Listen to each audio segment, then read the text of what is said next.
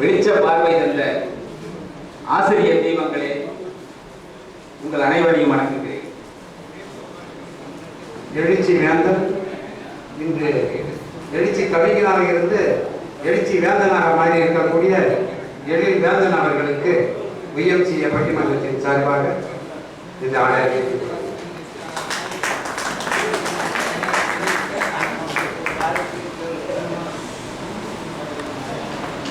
அன்பிற்கினிய அவைத்தலைவர் அவர்களே, என்னுடைய அருமை நண்பர் எழிலன் அவர்களே, இங்கே அருமையான ஒரு திறனாய் முறையை வழங்கி இருக்கக்கூடிய என்னுடைய அருமை பேராசிரியர் இலக்கோனார் அவர்களுடைய அருமை புதல்வர் பேராசிரியர் மறைமலை இலக்கோனார் அவர்களே, இந்த நிகழ்ச்சிக்கு வந்திருக்கக்கூடிய மூத்த கவிஞர்களே, கவிஞர் சந்த கவிமாமணி தமிழழகன் தொடங்கி கவிஞர் வெற்றியழகன், கவிஞர் தஞ்சை கூத்தரசன், பேராசிரியர் என்னுடைய சட்டக்கல்லூரி பேராசிரியர், என்னுடைய வழிகாட்டி என்று சொல்லக்கூடிய பேராசிரியர் ஏஇ செல்லையா அவர்களே, அவர்தம் துணைவியார் அருமை சகோதரியார் அவர்களே, கவிஞர் சிவகாமி அவர்களே, அருமை கவிஞர் அருள் நம்பி, என்னுடைய சக தோழர் எழில் பித்தன்,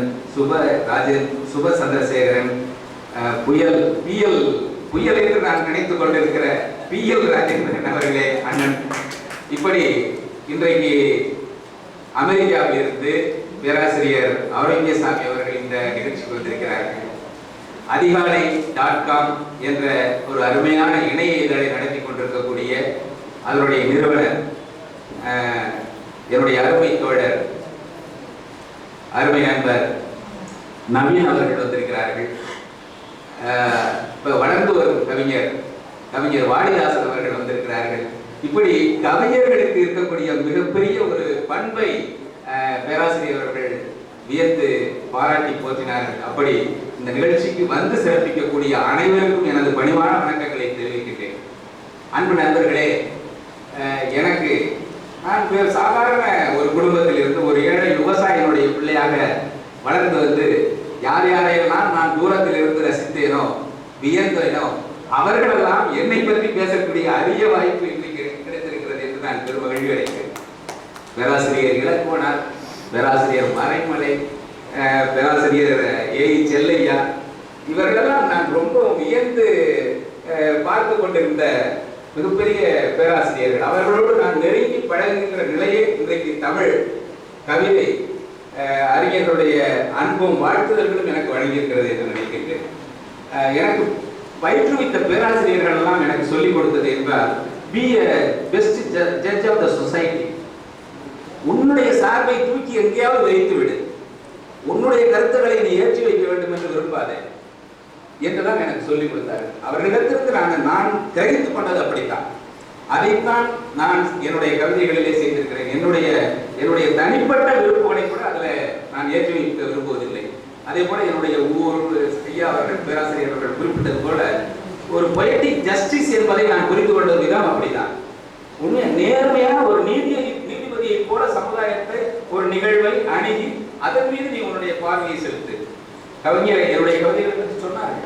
நான் ஒரு பெரியாருக்கு எப்படி நன்றியுடையவனாக இருக்கிறேனோ அப்படி காமராசர் எனக்கு கொடுத்த கல்வியை நான் நன்றியோடு நினைத்து பார்க்கிறேன். அவருடைய பங்களிப்பை நான் மறுக்க முடியாது. அதுபோல ஒரு சாதாரண மக்களுடைய விடுதலை போராட்ட தலைவனாக அவர்களையும் ஈர்த்த ஒரு தலைவனாக விளங்கிய காந்தியை எல்லாம் மறுதளிக்க முடியாது. அதனால்தான் பகத்சிங்கை நான் வேண்டி விரும்பி ஏற்றுக்கொண்டிருக்கிற இதயத்திலே குடிகொண்டு வைத்திருந்தாலும் காந்தியையும் நான் அந்த கௌரவத்தோடு அவருக்குரிய அந்த வரலாற்று பாத்திரத்தை நான் மறுத்து விட முடியாது. எனக்கு விருப்பம் இல்லை என்பதற்காக ஒருவருடைய வரலாற்று முக்கியத்துவம் வாய்ந்த பாத்திரத்தை நான் புறந்தள்ளி விட முடியாது. அது ஒரு நேர்மையோடு அணுக வேண்டும் என்ற நிலையிலே காந்தியையும் நான் அந்த இடத்துல விடுதலை போராட்டத்திலே குறித்திருக்கிறேன். அவர்தான் மக்களுடைய போராட்டமாக அதை மாற்றியவர் என்று நான் அதை குறிப்பிட்டு சொல்லியிருக்கிறேன். அதே போல பகத்சிங், நேதாஜி, இப்படி எந்த ஒரு பங்களிப்பையும் நாம் மறுத்துவிடக்கூடாது என்ற நிலையிலே நான் பெரியாரையும் அம்பேத்கரையும் காமராசரையும் சிலரை பெயர் சொல்லியிருக்கிறேன், சிலரை பெயர் சொல்லவில்லை. எல்லாரையும் அவர்களுடைய பங்களிப்பை நான் சுவீகரித்துக் கொண்டிருக்கிறேன். அதை சுவீகரித்து நான் வேறு விதமாக வழங்க வேண்டும்.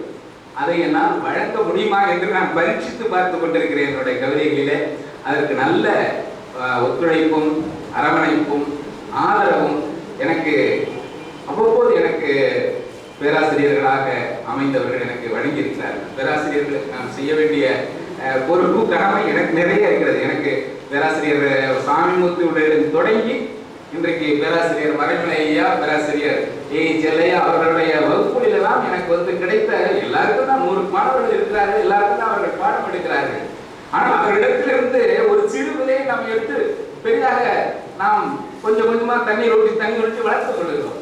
அப்படி அவர்கள் கொடுத்த ஒரு உந்து சக்தியினால்தான் நான் ஒன்று பிஎல் படித்ததோடு போதும், சட்டம் வழக்கறிஞராக பணியாற்றுவதற்கு போதும், அதுக்கு மேல ஒரு முனைவு பட்டம் பெற வேண்டும், அதுவும் அரசியல் உலகமயமாதல் இல்லை.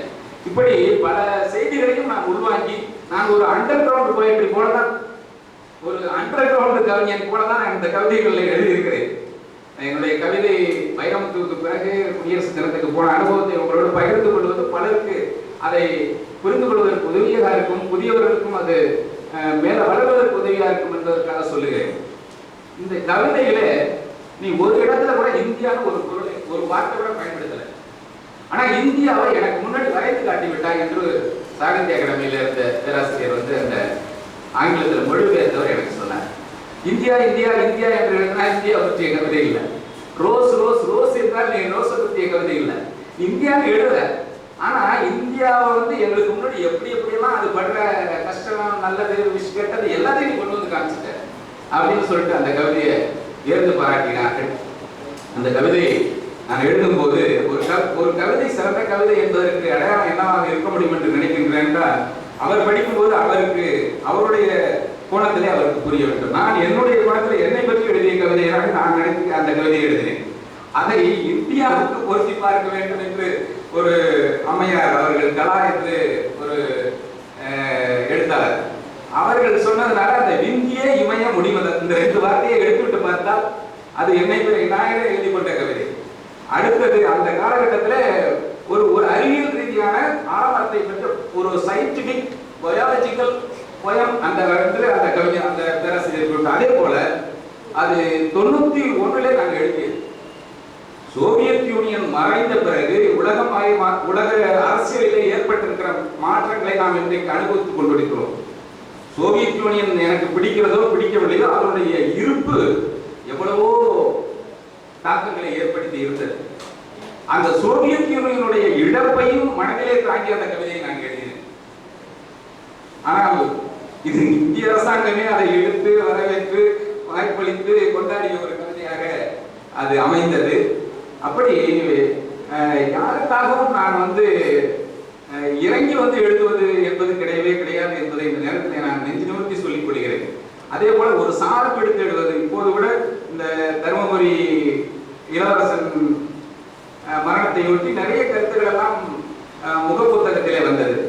நான் பலருக்கும் பதிலளித்து பல கவிதைகளை எழுதினேன். ஆனால் எந்த சார்புக்கும் எனக்கு நான் ஒரு தமிழகத்தின் கவிஞன், நான் இந்தியாவில் இருந்து தமிழக கவிஞனாக தமிழிலே வெளிப்படுத்த வேண்டும், அதை ஒரு நேர்மையான பார்வையோடு பதிவு செய்ய வேண்டும் என்ற விதத்தில் தான் என்னுடைய அணுகுமுறை இருக்கிறதே தவிர ஒரு சார்பு எடுத்துக்கொண்டு நாங்க அப்படிதான் இப்படி நிறைய பேர் இருக்கிறார்கள் இன்றைக்கு அரசியலிலும் சரி சமூகத்திலும் சரி. ஒரு சார்பு நிலையிலேயே அவர்கள் பிறந்த சமுதாயங்கிறதுக்காக அவர்கள் பேசுவது, பொதுவான நீதியை எண்ணி பார்ப்பதில்லை. இது மிகப்பெரிய கேள்விக்குறியாக இருக்கிறது. இந்திய அளவிலும் சரி, உலக அளவிலும் சரி, நம்ம தமிழக அளவிலும் சரி. அப்படி இல்லாமல் நாம் ஏன் நாம இருக்கக்கூடாது என்ற நிலையிலே பொதுவான ஒரு பார்வையோடு எதையும் அணுக வேண்டும் என்று இன்றைய வரையிலே நான் இருந்து கொண்டிருக்கிறேன். அதற்கு எனக்கு நல்ல ஆதரவை பேராசிரியர்களும் கவிஞர்களும் சக கவிதை தோழர்களும் எனக்கு வழங்கியிருக்கிறார்கள். இப்படிப்பட்ட ஒரு அருமையான வாய்ப்பு இன்றைக்கு சென்னை உயர்நீதி நீதிமன்றத்தின் எதிரிலே அமைந்திருக்கக்கூடிய YMCA பட்டிமன்றத்திலே என்னுடைய கவிதைகளை பற்றி பேசுவதற்கான ஒரு முன்மொழிதலை பேராசிரியர் மறைமலை ஐயா அவர்கள் எனக்கு மொழிந்த போது எனக்கு ஒரு மிகப்பெரிய உறுப்பாக இருந்தது. நானெல்லாம் இந்த வரிசையில் வருவனா என்று நான் நினைத்து கூட பார்த்ததில்லை. ஏதோ நானமாய் ஒரு கவிதை எழுதுறேன் அப்படி என்று நினைத்து கொண்டிருந்தேன். ஆனால் அதற்கும் ஒரு அங்கீகாரம் அவர்களுடைய அணுகுமுறையிலே பல்வேறு புதிய பரிமாணங்களை இந்த கவிதை திறனாய்வு உரையிலே அவர்கள் தொட்டு காட்டி இருக்கிறார்கள். இந்த நல்வாய்ப்புக்கு இந்த நேரத்தில் என்னுடைய அப்பாவுக்கு ஒரு கை அதுக்கு மேல ஒண்ணுமே தெரியாது. அவரு என்னுடைய கவிதையை உழவர்களை பற்றிய ஒரு கவிதையை, இது உழைக்கும் மக்களே உற்சவ மூர்த்திகளாகவும் ஒரே ஒரு திருவிழான்னு சொன்னதை கேட்டு, இப்ப கவிதைனா இதுதானா, நான் என்னமோ தனியா ஏதாவது பெருசா ஏதாவது பேசிட்டு இருப்பாங்கன்னு நினைச்சேன் அப்படின்னு வானொலியில் அந்த கவிதை வந்தபோது அவருக்கு கொடுத்த அந்த ஒரு ஆசையும் அந்த வாழ்க்கும் தான் மிகப்பெரிய பரிசாக. இது மாதிரி பல தொடாத தூரத்தில் இருந்தெல்லாம் நாம் நமது கவிதை விரல்களாலே தொட்டு அவர்களுடைய வாழ்த்துக்களை பெற்றிருக்கிறோமே என்ற அந்த ஒரு பெருமிதம் இருக்கிறது. நல்ல மனங்களை தொட்டிருக்கிறோம் என்ற ஒரு பெருமிதத்தோடு தான் என்னுடைய கவிதை தொடர்ந்து கொண்டிருக்கிறது. இதுவரையில என்னுடைய குடும்பத்தை சொன்னேன். நான் முதல் பள்ளி படிப்பு முடித்தது நான் தான், கல்லூரி படிப்பு முடித்ததும் நான் தான், வழக்கறிஞரும் நான் தான், ஒரு பொறியாளர் ஒரு தகுதியையும் பெற்றிருக்கிறேன், ஒரு முனைவர் பட்டம் பெற்றிருக்கிறேன். எல்லாம் நல்ல நண்பர்களுடைய நேர்மையா உண்மையா இருக்கணுங்கிறது தான் எனக்கு, வேற ஒண்ணும் இல்லை. அதனால பிள்ளைகளும், என்னுடைய மகன்கள் இருவர் மருத்துவராக இருக்கிறார், ஒருவர் பொறியாளராக இருக்கிறார், எல்லாருக்கும் மனம் பிடித்து எல்லாரும் நல்ல நிலையில இருக்கு. எல்லாமே நம்ம சமுதாயத்துக்கு நம்ம நம்ம நன்றியோட இருக்கணும். நம்ம எனக்கு நேரடியா எனக்கு தெரியாம இருக்கலாம், இந்த சமுதாயத்துக்கு நான் கடன்பட்டு இருக்கிறேன் என்ற அந்த உணர்வோடு தான் இன்றைக்கு வரலை நான் இயங்கிட்டு இருக்கிறேன். இன்னும் செய்ய வேண்டும் என்று, ஏராளமாக செய்ய வேண்டும் என்று பல கனவுகளோடு காத்துக்கிறேன். உங்களுடைய ஆதரவையும் அன்பையும் வாழ்க்கைகளையும் நினைக்கிறேன்.